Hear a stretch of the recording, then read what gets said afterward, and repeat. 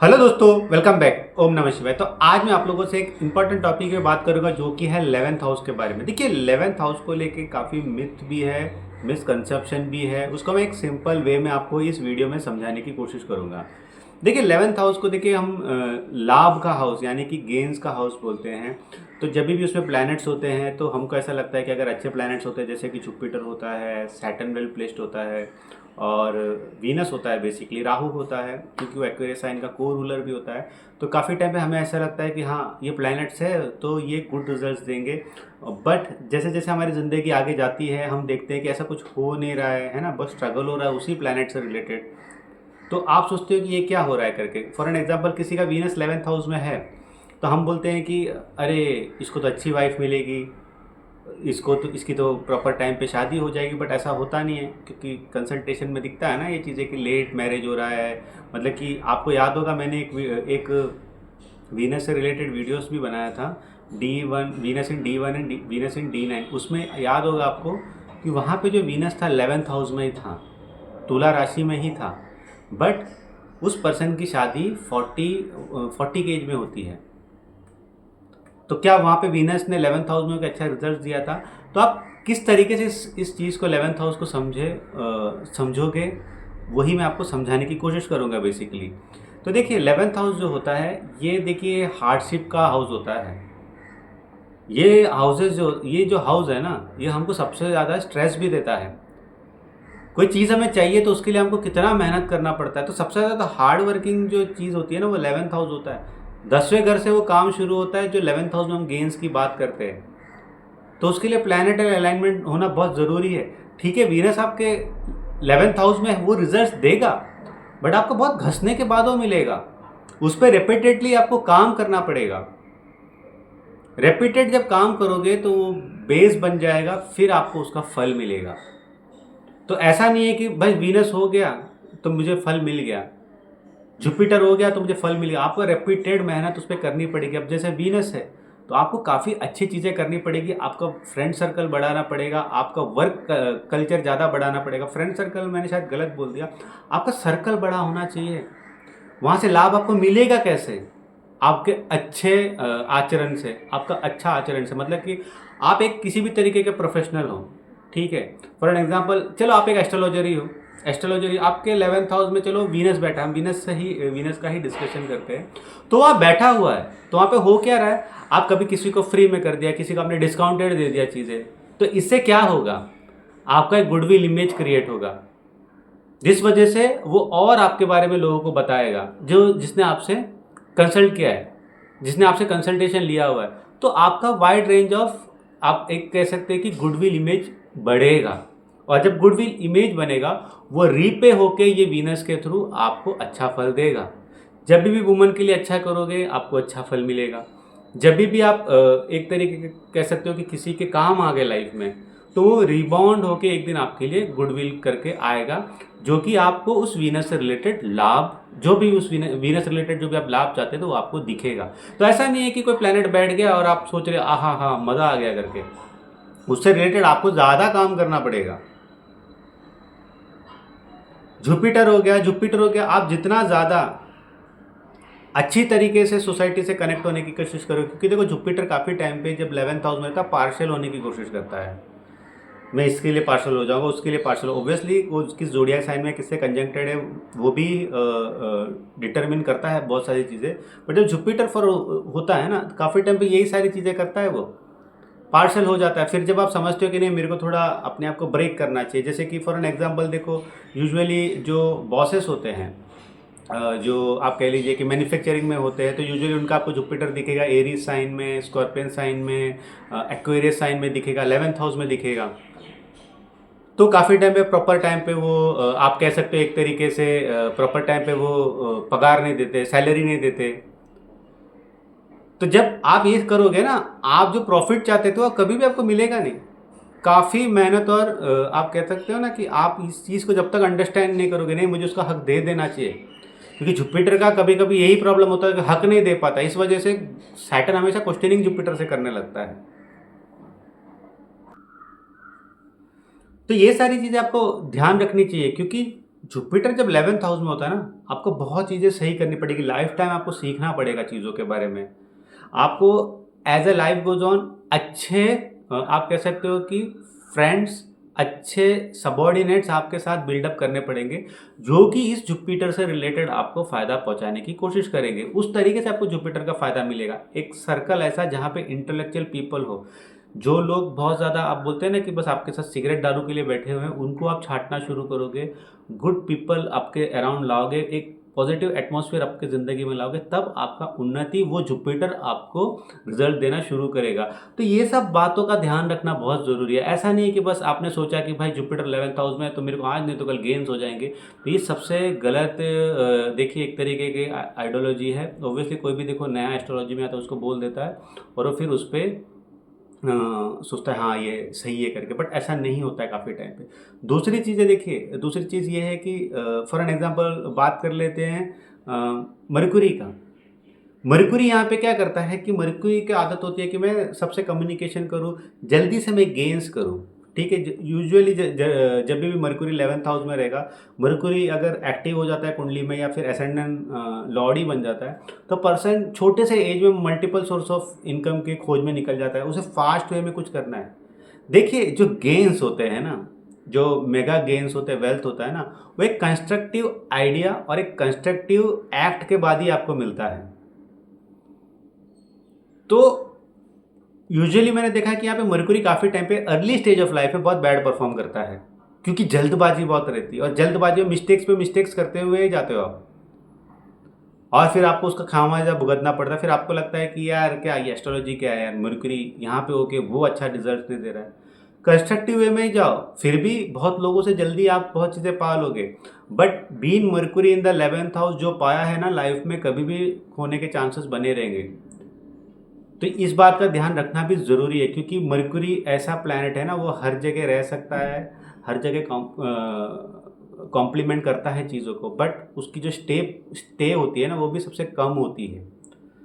तो इस वजह से काफ़ी टाइम पे दूसरे प्लैनेट से, जैसे वेटेज वाले जो प्लैनेट्स होते हैं जैसे हम सैटर्न और जुपिटर का, उससे कम होता है।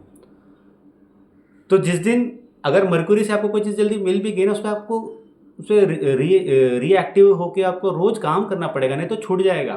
मरकुरी से अगर आप, मरकुरी जैसे 11th हाउस में है फॉर एन एग्जांपल, राहु आपके 11th हाउस में है, मेगा गेन्स हो सकते हैं, बट वो मेगा गेन्स बिना चालाकी बिना होशियारी के नहीं आएगा।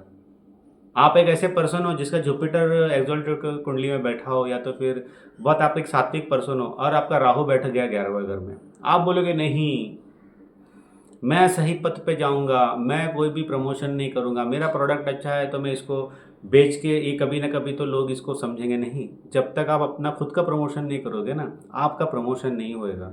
वो भले ही कॉर्पोरेट वर्ल्ड में हो, कोई भी फील्ड में हो, गवर्नमेंट जॉब में हो, किधर भी हो, आपको नेक्स्ट लेवल पे जाने के लिए लार्जर देन लाइफ अपने आप को करके दिखाना पड़ेगा। प्लैनेट्स बैठ के आपको इंडिकेट कर रहे हैं कि भाई ये चीज़ें करनी है, हम ये पोजीशन पे आपको हमारे हिसाब से चलना पड़ेगा उस गेंस के लिए।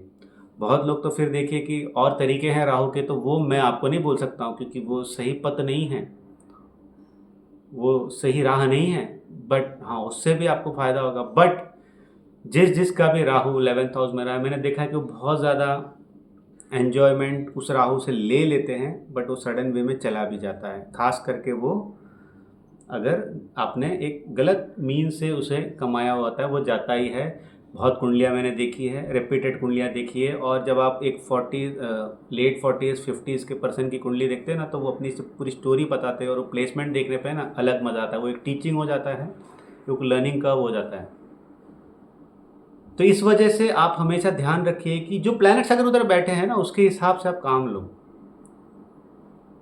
सैटर्न हो गया, बस काम करो, बेस्ट है, काम करो, फल की अपेक्षा मत करो, करते रहो। बट वो एक बार आपने बना लिया, वो कहीं जाएगा नहीं, कहीं पे जाएगा नहीं, करते रहो। Same with Ketu also.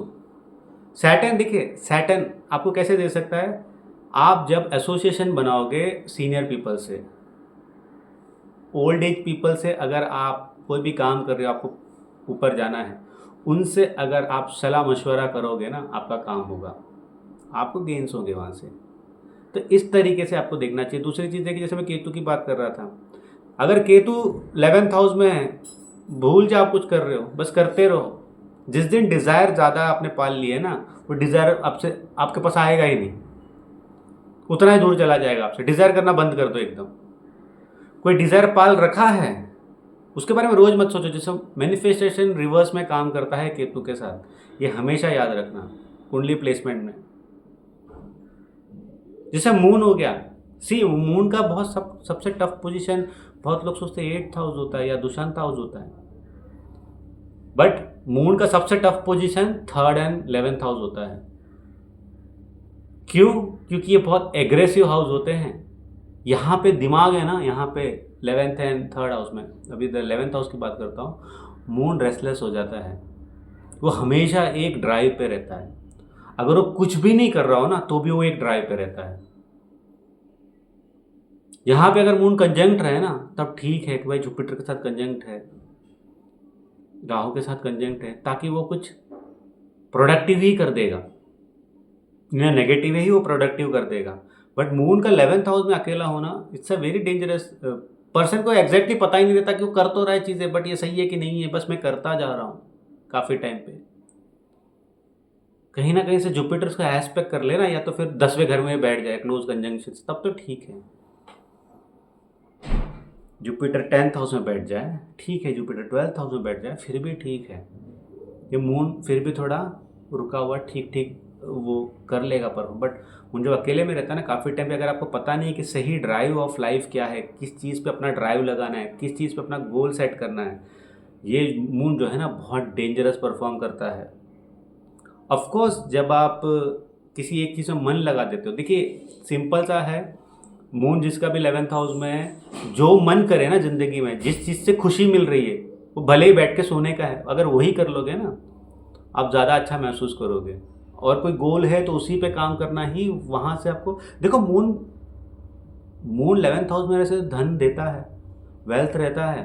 हो सकता है कि आपके आप ऐसे घर में पैदा हो जहाँ पे पहले से वेल्थ मौजूद है, या तो फिर एक टाइम के साथ आप वेल्थ बना लोगे, but the problem is that कि उसको हैंडल करना, वो हैंडल करना आपके लिए बहुत ज़्यादा मुश्किल हो जाएगा। सूर्य है, सूर्य 11th हाउस में तो हम हमेशा देखते कि अरे यार राजा जैसी इमेज बनेगी, बट उस तरीके से विचार भी रखने पड़ेंगे। ये जो मेरे सगा संबंधी है, ये मेरे दोस्त हैं, ये जो मेरे बचपन के फ्रेंड्स हैं, कहीं ना कहीं इनका त्याग करना पड़ेगा आपको। जब इनका त्याग करोगे ना, तब वो आप पहुंचोगे दूसरी दुनिया में। बट क्या होता है काफ़ी टाइम पे हम मतलब कि देखिए काफ़ी टाइम पे ऐसा होता है कि आपको पढ़ने के लिए कहीं जाना है, आपके कॉलेज के फ्रेंड्स को छोड़ के जाना है हायर एजुकेशन के लिए, मतलब कि आप जो आपके जो बचपन के फ्रेंड्स थे, हमसे नहीं हो पाता है। जब आप वो बड़ा स्टेप लेते नहीं हो, तब आप 11th हाउस से अगेंस्ट काम करना शुरू कर देते हो, यानी कि आप अपने गेन्स और चीज़ों को लेट करने लग जाते हो, डिनायल मोड पे चले जाते हो। डिनायल मोड पे जाना जो होता है ना, ये सबसे कुंडली के हिसाब से देखो, कुंडली क्या करती है, जब आप एक नॉर्मल पर्सन हो, आप एक सात्विक तरीके के पर्सन हो, कुंडली आपको सारा इंडिकेशन दे देती है, टाइम टू टाइम ये करना है, वो करना है, रेमेडीज़ पहले ही दिखाई देते हैं। तो जब ये चीज़ आपकी इवेंट लाइफ में इवेंट में हो रही है ना, उसको समझो, अच्छा ये मेरे बेटरमेंट के लिए हो रहा है, मेरे 11th हाउस के लिए हो रहा है। 11th हाउस के सूर्य को बहुत कुछ सेक्रीफाइस करना पड़ता है, आपको लाइफ में बहुत कुछ सेक्रीफाइस करना पड़ेगा। हो सकता है कि फूड रिलेटेड हो, टॉरस टॉरस साइन में सूर्य रहेगा, फूड रिलेटेड हो सकता है, फैमिली रिलेटेड हो सकता है, कोई ऐसी चीज़ हो सकता है, गर्लफ्रेंड को छोड़ना पड़ सकता है, बॉयफ्रेंड को छोड़ना पड़ सकता है, अगर आपको अल्टीमेट गेन्स अचीव करने हैं तो। सूर्य राजा को बहुत कुछ त्यागना पड़ता है राजा बनने के लिए, क्रूअल वे में या तो इन्हें गुड वे में तो क्या ही कोई राजा बन जाएगा, 2 दिन में उसको उड़ा देगा कोई भी आके। राजा को थोड़ा क्रूअल होना पड़ता है। मंगल मंगल जब 11th हाउस में आता है, देखने में अच्छा है कि प्रॉपर्टी वाइज सुख मिलेगा, ये सारी चीज़ें होगी, बट उसके लिए आप क्या सर्विसेज दोगे सोसाइटी में। जो आदमी सर्विस ओरिएंटेड बन गया ना, सर्विस ओरिएंटेड बन, मैंने बीच में एक होटल के एक हेड मतलब कि मैनेजर का, हेड शेफ़ का, सॉरी मैनेजर ने हेड शेफ़ का मैंने कुंडली देखा था, उसका 11th हाउस में कृतिका नक्षत्र में मंगल था, हेड शेफ था वो, यही हमारे बॉम्बे का ही था। क्या कर रहा था वो? सर्विस ओरिएंटेड काम कर रहा था, बहुत अच्छी, मतलब बोलते हैं ना कि बहुत लोग का ड्रीम होता है वो पैकेज का, वो पैकेज वो ले रहा था वहाँ पे। तो अगर आप 11th हाउस से अलाइन हो जाते हो और कि बहुत जो भी देखिए मेरा वीडियो देख रहे हैं जो होटल इंडस्ट्री में, उनको पता है कि होटल इंडस्ट्री में मतलब कि आप जब होटल मैनेजमेंट करते हो आपको क्या घसाया जाता है। ऑब्वियसली हर प्रोफेशन में घसना होता है, बट होटल इंडस्ट्री में है ना, घसने का लेवल कुछ और ही होता है। और अगर आप आपकी कुंडली भी थोड़ी सी अलाइन हो जाती है और आप प्रोफेशन करने लग जाते हो ना, तो आपकी लाइफ में चीज़ें ईजिली अवेलेबल भी हो जाती है। तो बहुत सारी सेवाएं, बहुत सारी सामाजिक रिस्पॉन्सिबिलिटी जब ये आदमी लेगा ना, जिसका मंगल 11th हाउस में होगा, तब उसको गेन्स देखने मिलेंगे। फिर हाँ, अब आपको प्रॉपर्टी मिलेगा, अब आपको चीज़ें देखने मिलेगा। 33 की एज के पहले अगर आप ऐसे पर्सन हो जो एक बोलते हैं ना अपने से हो रहे हो, कुछ नहीं देखने मिलेगा आपको प्रॉपर्टी वाइज कुछ भी, वो एज के बाद आपको देखने मिलेगा। तो ये छोटी छोटी चीज़ें होती है 11th हाउस से रिलेटेड, जो हम 11th हाउस को वहाँ पे प्लैनेट पे देख लिया, आपने लाभ समझ लिया, लाभ समझ लिया, नहीं, उस लाभ के लिए आपको मेहनत भी बहुत करनी पड़ती है और रेगुलर उस प्लैनेट से रिलेटेड आपको काम करना ही पड़ता है आजीवन। ऐसा नहीं कि आपने एक बार बना के छोड़ दिया, नहीं, वो जा सकता है। 11th house is a very dangerous house. बहुत लोग सोचते हैं कि दुशांत हाउस डेंजरस होते हैं, नहीं, 11th हाउस भी बहुत डेंजरस होता है। वही आपको ऊपर लेके जाता है, जो आपका सर्कल आपका जो होता है ना कि भाई मेरा दोस्त ऋतिक रोशन है, मेरा दोस्त विराट कोहली है, ये वाला इमेज जो देता है, बट वहीं से एक दिन आपका जब डाउनफॉल हो जाएगा ना, वो गायब हो जाएंगे, आप गायब हो जाओगे। तो इसलिए 11th हाउस के जो प्लैनेट्स होते हैं ना, उनको संभाल के उनके ऊपर हमेशा काम करते रहना चाहिए। माइंड, मून है तो मून के ऊपर, जुपिटर है तो एजुकेशन के ऊपर, ऑब्वियसली मून है तो अपने आप पर, मंगल है तो अपने हेल्थ के ऊपर ऑब्वियसली, और जो टूवर्ड्स सारे सर्विसेज होते हैं।